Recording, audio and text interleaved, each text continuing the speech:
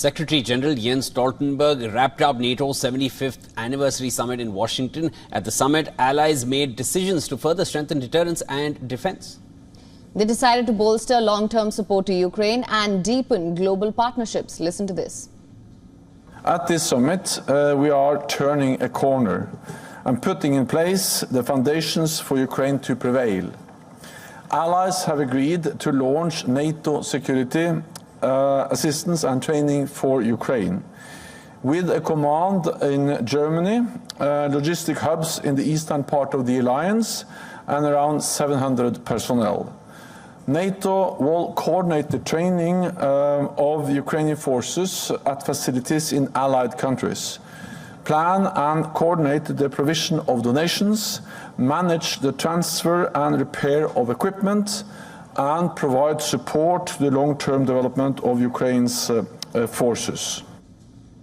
The United States and its allies have used this week's summit to try to project unity in the face of what they see as a rising threat to Europe and Russia from Russia and China. However, NATO member Hungary said that it does not want NATO to become an anti-China bloc and it will not support it doing so. This was ahead of a meeting with partners from the so-called Indo-Pacific Four, that is Australia, Japan, New Zealand and South Korea.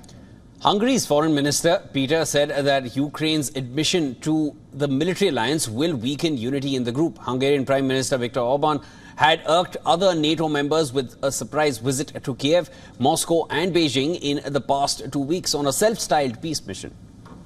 His talks with Russian President Vladimir Putin angered some EU leaders as the bloc is seeking to avoid high-level contact with Moscow over its war in Ukraine.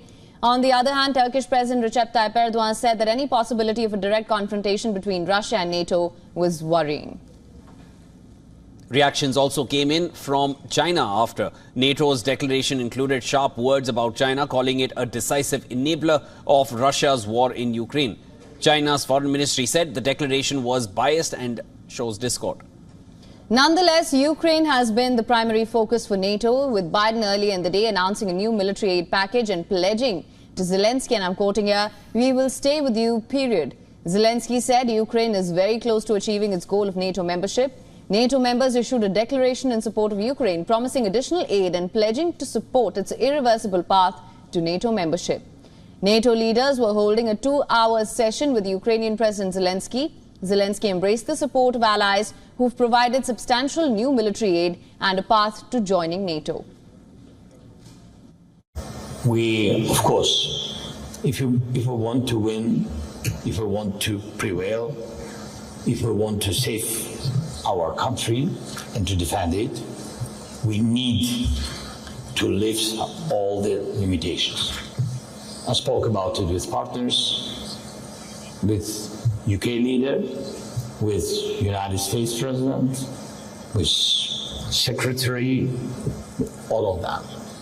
And I will rise up this topic with very concrete facts.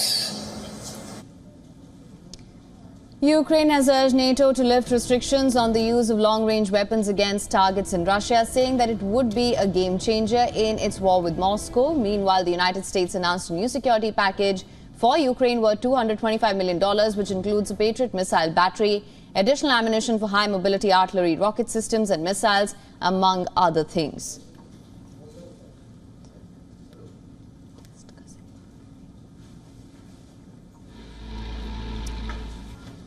Of course, there's lots to unpack here, and for more on this, we're now being joined on the show by our correspondent Susan Tehrani, joining us from New York. Also joining us on the show is Colonel Rich Outzen, Senior Fellow at the Atlantic Council and the Jamestown Foundation. He's joining us on the show live right now. Thank you so much for joining us, sir. Always a pleasure to have you. Thank you so much, Susan. Now, of course, this was a high-stakes presser, to say the least. However, it appears as though we're still asking the same questions. This seems to have further exacerbated concerns regarding Joe Biden's re-election bid, his mental acuity.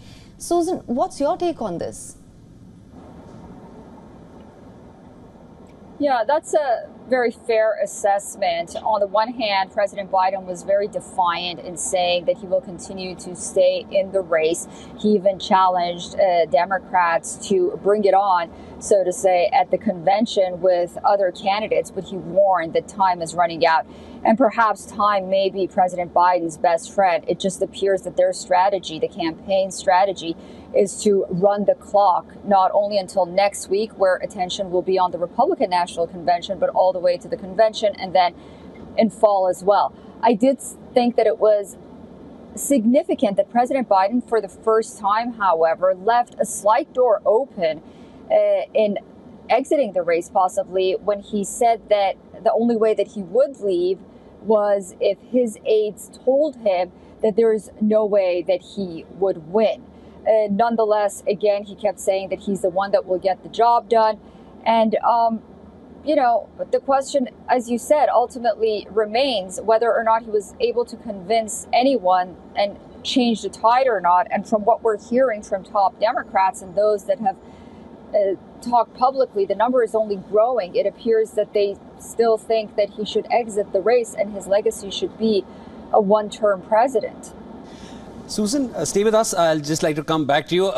Colonel Outzen, at this point, you know, Biden still considers himself the most eligible for the job. He says he's the man to get the job done. Do you find this to be his adamance at this point, or is there a lack of any other option in the Democratic camp?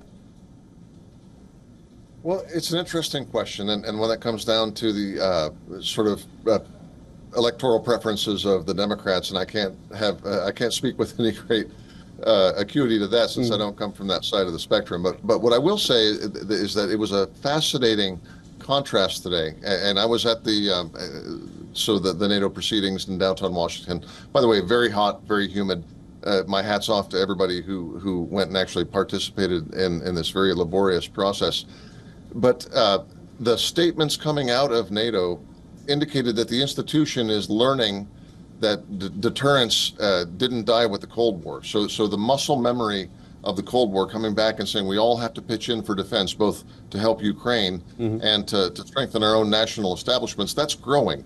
And yet at the same time, at the head of the alliance, we have someone who's under attack from his own party as maybe not fit for the job. So the old aphorism, better to have 100 lambs led by a lion rather than 100 lions led by a lamb, comes to mind. At this critical point in the juncture of the alliance and its deterrence mission against Russian aggression, is Joe Biden fit for purpose? It's not just about whether he can be the best candidate for the Democrats, but can he lead this alliance? And I come away from the conference and the summit with real doubts about that. On that same note, Colonel, of course, we'll come right back to you. Susan, we were discussing this earlier. I know you had certain questions, and you did mention that earlier, that, you know, how Biden could have possibly opened the door for Kamala Harris next. Would you like to take that with Colonel Outzen next?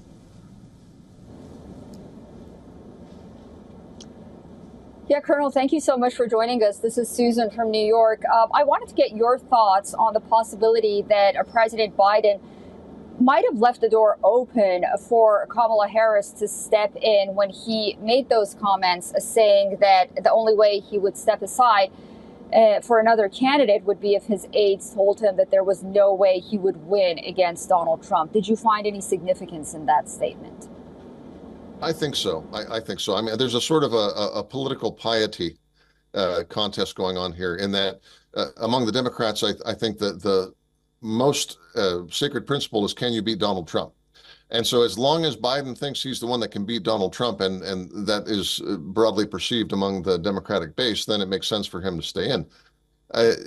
And by the way, you know, the polling hasn't shifted that dramatically. Certainly Biden is in a weaker position now than he was 4 years ago in that, but he can make the argument that he still has a solid base.